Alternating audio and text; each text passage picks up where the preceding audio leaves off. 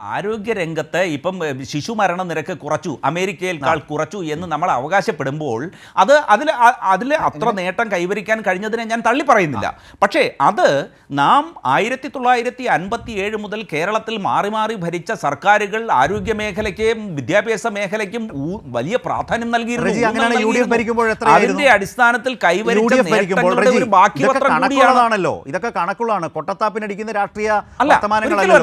പറഞ്ഞ് ഞാൻ മുഖവിലേക്ക് എടുക്കുക. ഈ ശിശുമരണ നിരക്ക് ശരിയാണ്, നമ്മൾക്കിപ്പോൾ അമേരിക്കൻ ഐക്യനാടുകളിലേതിനേക്കാൾ ആ തോതിൽ നമ്മൾ താഴെയാണ്, അഭിമാനകരമാണ്.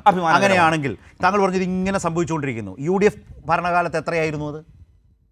ഞാൻ അതിന്റെ കണക്ക് ഇപ്പം വ്യക്തമായിട്ട് ഓർക്കുന്നില്ല. പക്ഷെ 10 വർഷം LDF സർക്കാർ ഉണ്ടാക്കിയ നേട്ടം എന്താണ്? ഒരു നിമിഷം, 12 ആയിരുന്നു. തർക്കത്തിനല്ലല്ലോ, ഇതൊന്നും തർക്കിക്കാൻ.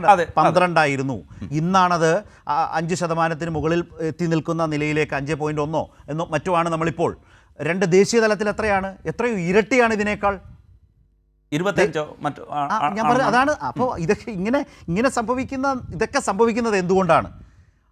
അത് ആ നിലയിലേക്ക് നമ്മുടെ പ്രാഥമിക ആരോഗ്യ കേന്ദ്രങ്ങളെ കുടുംബാരോഗ്യ കേന്ദ്രങ്ങളാക്കുന്നു. താലൂക്ക് ആശുപത്രികൾ മുതൽ മെഡിക്കൽ കോളേജ് വരെയുള്ള ആശുപത്രികളെ സൂപ്പർ സ്പെഷ്യാലിറ്റി ആശുപത്രികളാക്കുന്നു. നമ്മൾ വലിയ ആശുപത്രി, ഇത്തരം സൂപ്പർ സ്പെഷ്യാലിറ്റി ആശുപത്രികളിൽ മാത്രം പ്രാപ്യമായിരുന്ന അതിബൃഹത്തായ സർജറികളും ചികിത്സകളും താഴെത്തട്ടിലേക്ക് വരുന്നു. കാത്ത് ലാബുകൾ താഴെത്തട്ടിലേക്ക്, താലൂക്ക് ആശുപത്രികൾ വരെ വരുന്ന നില വരുന്നു. ഈ UDF കാലത്ത് എവിടെ ഏതെങ്കിലും മെഡിക്കൽ കോളേജിൽ കാത്ത് ലാബ് ഉണ്ടായിരുന്നോ എന്ന മട്ടിലോ ഒക്കെ ഇന്ന് ആരോഗ്യമന്ത്രി ചോദിച്ചല്ലോ. ആരെങ്കിലും മിണ്ടിയോ പ്രതിപക്ഷ നിരയിൽ നിന്ന്? നോക്കൂ, തുടർച്ചയായ 10 വർഷമാണ് കേരളത്തിലെ ജനങ്ങൾ ഈ സർക്കാരിന് അധികാരം നൽകിയത്.